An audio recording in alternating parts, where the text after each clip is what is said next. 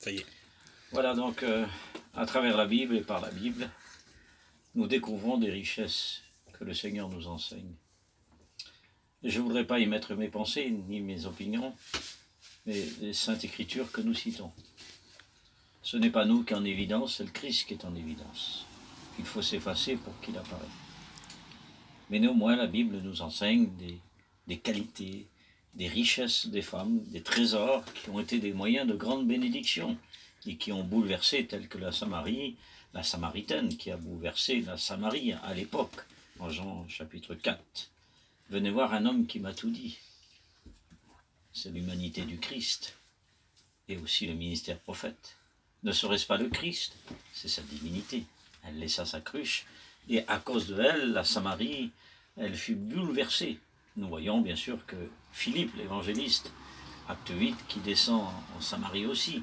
Et la Samarie, en 722 avant Jésus-Christ, a été dispersée. Mais Philippe, lui, où une foule l'accompagne, après il fut bien sûr emmené, le Seigneur le pousse à emmener en Samarie, et la Samarie est bouleversée aussi.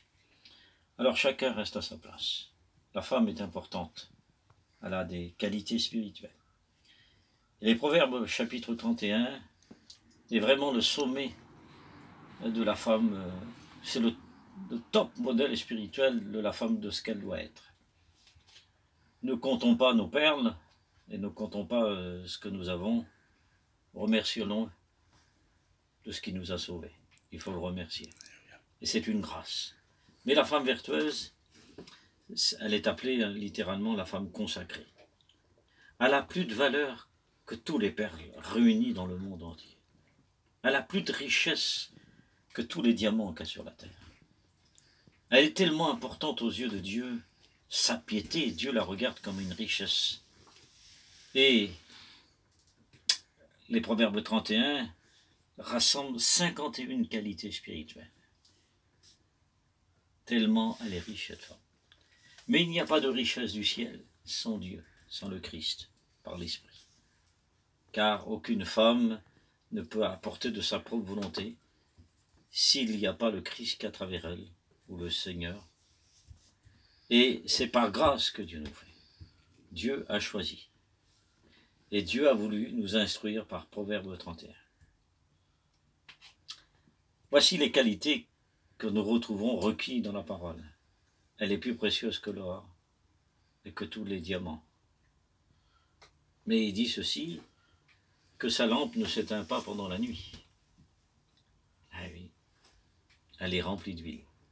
C'est une femme qui est remplie de sagesse. Elle est, par sa maison, par son baptiste, elle est forte dans sa sagesse. C'est une femme intelligente. Les proverbes rappellent qu'elle est un don de Dieu. Mais il dit qu'elle ne gaspille pas les biens de son mari. Elle ne parle jamais mal de lui. Elle n'élève pas la voix. C'est une femme qui est soumise à son mari. Et lorsqu'elle rentre aux portes des anciens, elle est respectée, le mari est respecté de tous lorsque lui rentre aux portes vers les anciens, à cause de sa femme qui est soumise à son mari. Et une femme, si elle a compris qu'elle est soumise à son mari, alors Éphésiens 5, 25, c'est parce que elle a compris que l'Église est soumise à Christ. La femme, c'est le corps du mari, et le mari est la tête.